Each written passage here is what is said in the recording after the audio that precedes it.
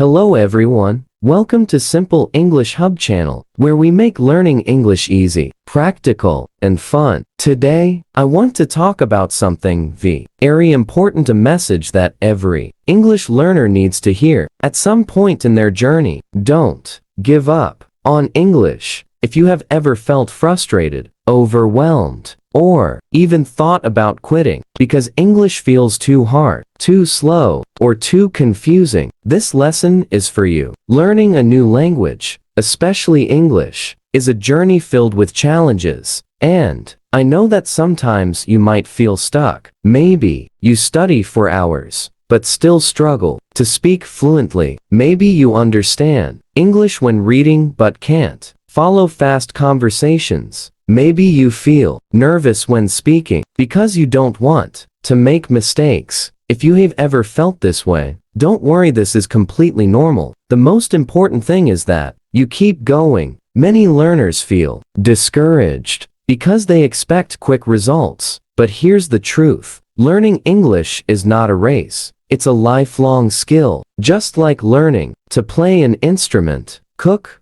or drive a car, mastering English takes time and practice. The mistake that many learners make is expecting fluency too quickly. When they don't see instant progress, they start to believe that they are not smart enough, not talented enough, or too old to learn. None of this is true. The real difference between people who succeed in English and those who don't is not talent, it's persistence. Everyone struggles in the beginning. Every fluent English speaker was once a beginner, making mistakes, feeling nervous, and wondering if they would ever get better. The only difference is that they kept going when others quit. And that's what I want you to do, keep going, no matter how slow it feels. One of the biggest reasons learners quit is lack of confidence.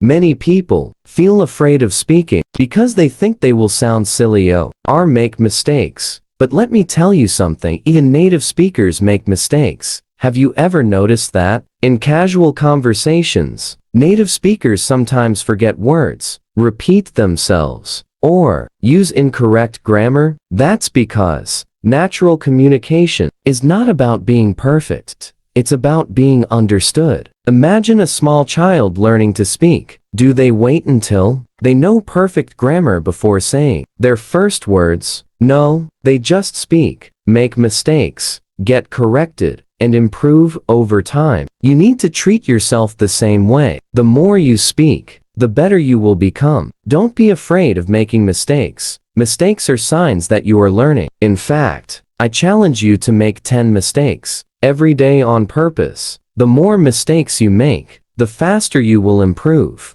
Another reason people quit learning English is lack of motivation. When you start learning English, everything feels exciting and new. But after a few months, progress feels slower and motivation starts to drop. This is when many learners quit. But here's a secret. Motivation comes and goes, but discipline is what keeps you learning. You don't need to feel motivated every single day. You just need to create a habit. Even if you practice for just 10 minutes a day, you will improve. And remember, learning should be fun. If you only study with boring grammar books, of course, you will lose interest. Instead, find ways to enjoy English. Watch movies, listen to music, play English games, follow YouTubers, or even change your phone language to English. The more you surround yourself with English, the faster and more naturally you will learn. Let's talk about the illusion of no progress. Have you ever felt like you are learning English, but not improving? This is very common, and it's actually a good sign. It means your brain is processing new information. Language learning is like planting a tree. In the beginning, you don't see anything happening on the surface, but under the ground, the roots are growing. Then, one day, a small plant appears. Your progress in English is the same, even if you don't feel it now. Every single word, every single practice session is bringing you closer to fluency. Keep going, and soon you will notice how much you've improved. Many learners also quit because they think they are too old to learn English. But guess what? Age does not matter. There are people in their 50, 60, and even 70 learning English and becoming fluent. I once had a student who started learning English at 65 years old. At first, he struggled,